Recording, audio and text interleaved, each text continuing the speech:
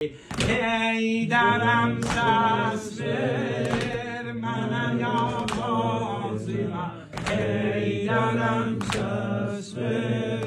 من یا فاطمه ای درم دست بر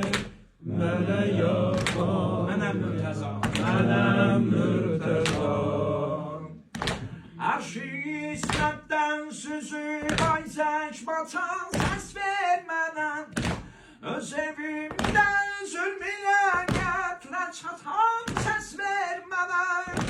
Qəbrümüzdən bariyəm qəlbim sınıb qəlbim kimi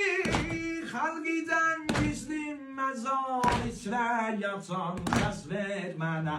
Ey dənəm səs ver mənə ya Fatimə Ey dənəm səs ver